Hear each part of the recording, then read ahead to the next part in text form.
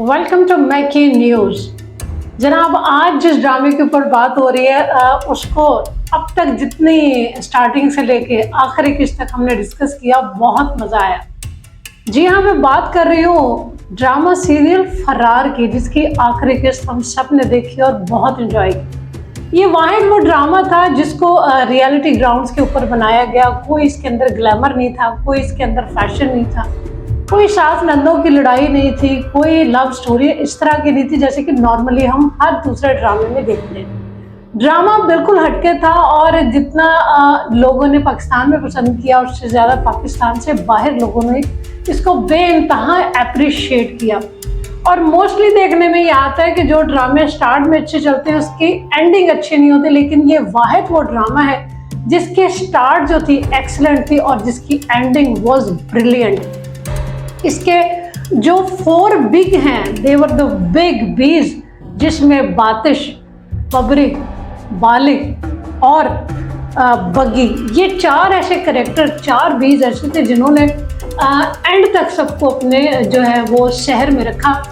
आखिरी किस्त में बहुत सारे ऐसे सीन थे और बहुत सारी ऐसी चीज़ें थी, सिचुएशन थी जिनके ऊपर जो था ये लग रहा था कि पता नहीं क्या होने वाला है। इससे पहले जब सेकंड लास्ट एपिसोड चल रही थी तो देखने में आ रहा था, लोग पूछ रहे थे कि कैसे सबमिट करेंगे इस ड्रामे को, एंडिंग क्या होगी, क्योंकि अभी तक नहीं समझ आ रही कि इसको क्या लास्ट रंग दिया जाएगा और इसको कहाँ ख़त्म करेंगे। लेकिन अप्रिशिएट करने के काबिल है, सलाम है। It's big applause to the writer, producer, director, senior junior actors, तमाम वो लोग जो इस ड्रामे को लेकर चले हैं स्टार्ट से लेकर एंड तक।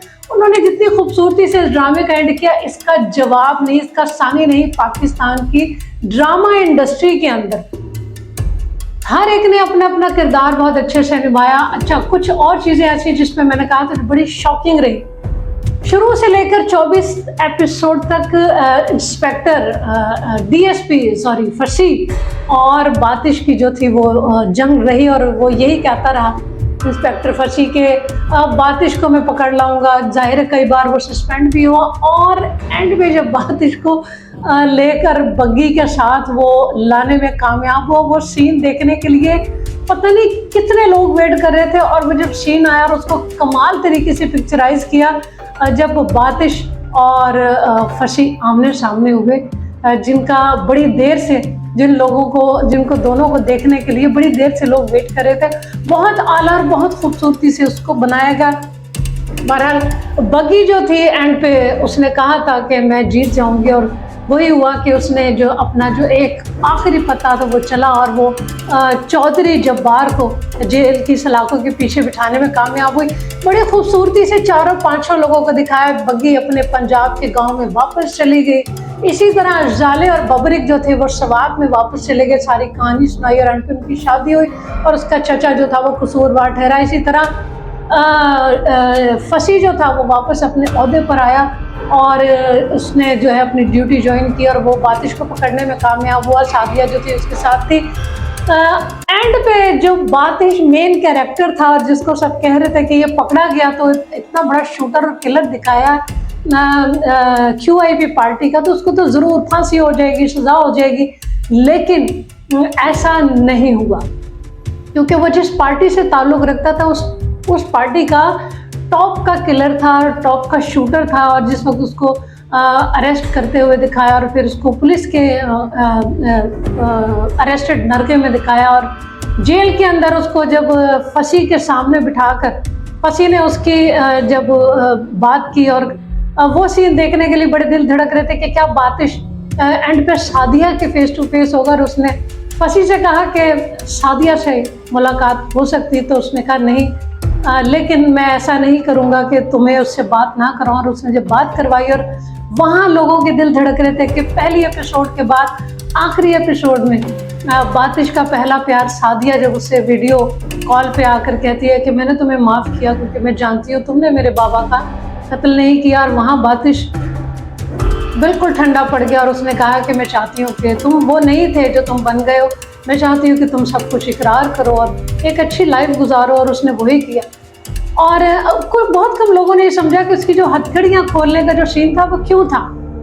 एक्चुअली बातिश वो एक मेन और वो इतना स्ट्रॉन्ग किलर दिखाया कि उसको हथकड़ी लग ही नहीं सकती, वो जिस पार्टी के साथ ताल्लुक रखता है। और उसने जेल के अंदर बैठ के जब भाई के वापस आने का सीन आया और खबरों में दिखाया कि 10 साल के बाद QIB पार्टी के जो लीडर हैं आजम भाई वापस आ रहे हैं पाकिस्तान, तो उसने कहा है इंस्पेक्टर फसी से कि कॉल मिला और उसने उसको कहा कि आजम को आने दो, मैं अभी बैठा हूँ, ना आजम बचेगा ना कोई और फिर आजम भाई जो थे वो पाकिस्तान आ ही ना सके, वापस चले गए। क्या स्ट्रॉन्ग, मैं कहती हूँ ड्रामे ने कितनी पकड़ थी कि कोई भी सीन इसमें मिस करने वाला नहीं था। सारी टीम को मुबारकबाद, ग्रीन एंटरटेनमेंट को मुबारकबाद, वो लोग जिन्होंने इस कहानी को लिया, क्योंकि ये सुनने में आया था कि इस कहानी को कोई उठा नहीं रहा था, लेकिन जिन्होंने इस कहानी को बनाया, पिक्चराइज किया। और ये वाहिद ड्रामा है जिसमें पाकिस्तान के तमाम सूबे दिखाए गए, पंजाब, सवात, बलोचिस्तान, सिंध, वो तमाम एरियाज दिखाए गए और वो डंकीज के सीन दिखाए गए। इसके ऊपर जितनी बात की जाए कम है। बहरहाल दिस इज द ड्रामा जो था वो 2025 का बेस्ट ड्रामा रहा। ड्रामा सीरियल फरार और हमजा अली अब्बासी जो बड़े प्यारे, खूबसूरत, बड़े मासूम और बड़े हैंडसम रोल्स में नजर आते रहे। ये वाहिद उनका ड्रामा है उनके कैरियर पे जिसमें वो टॉप के किलर रहे और किलर होने के बावजूद भी उनकी वो जो मासूम सी फीलिंग्स थी लोगों के लिए वो ख़त्म नहीं हुई, जिस पर सबको बहुत प्यार आया और हमें भी आया। ये ड्रामा दिलों पर नक्श कर गया और छा गया और लोग इसको मिस कर रहे हैं और कहते हैं कि आइंदा ऐसे भी ड्रामे बनने चाहिए। ग्रीन एंटरटेनमेंट इस वक्त छा गया है। आएंगे एक और नए ड्रामे का रिव्यू लेकर और आपके साथ डिस्कस करेंगे। तब तक देखते रहिए आपका हमारा मेकी न्यूज़।